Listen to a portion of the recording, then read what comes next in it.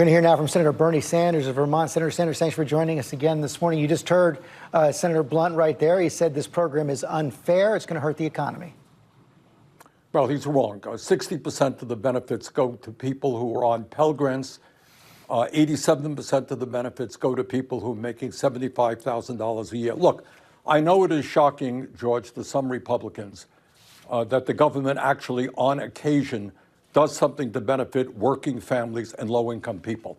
I don't hear any of these Republicans squawking when we give massive tax breaks to billionaires, when we have an effective tax rate today, such that the 1% have a lower effective tax rate than working people, where major corporations in a given year don't pay a nickel in federal taxes. That's okay.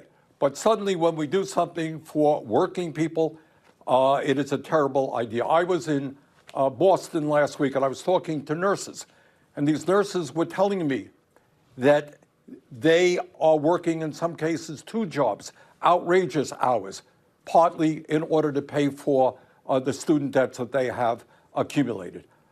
So in my view, the president did the right thing, and we have got to be really thinking about higher education in general. And in my view, at a time when hundreds of thousands of bright young people can't even afford to go to college, if we're going to be competitive in a global economy, we need to make public colleges and universities tuition-free. As you know, Senator Sanders, it's not just Republicans who have criticized this program. Several of your Democratic colleagues who are up for re-election this year have criticized it as well. Michael Bennet said President Biden should have included a plan to pay for it. Catherine Cortez Masto, she says it doesn't address the root cause of college affordability. And to your point, Tim Ryan, who's running for Senate in Ohio, said it's unfair to those with student loans without student loans who are struggling to make ends meet, working people. Well, the truth is, in a sense, that criticism is correct, but the answer is not to deny help to people who cannot deal with these horrendous student debts, who are delaying getting married, delaying even having children. The answer is that maybe, just maybe, we want to have a government that works for all working people and not just the people on top.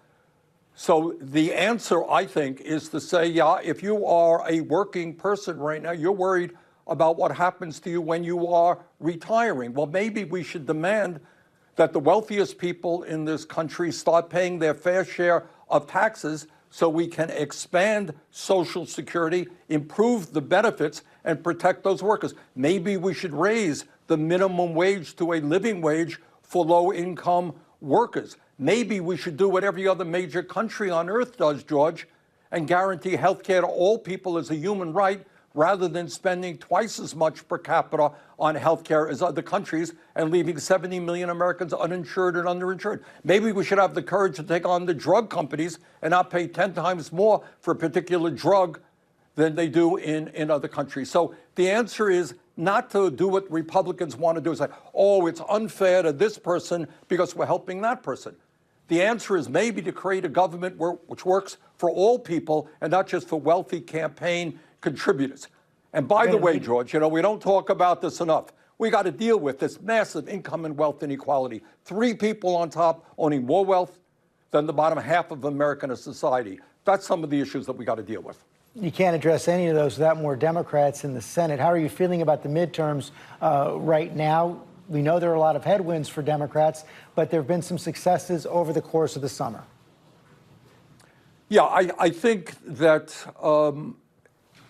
what the Supreme Court did in saying to every woman in America, you can't control your own body. Your state government will make a decision on this most personal matter of an abortion. I think that the American people are saying, excuse me, in America, in the year 2022, women will make that decision. And I think that decision is going to reverberate very poorly for Republicans who think that women do not have a right to control their own bodies.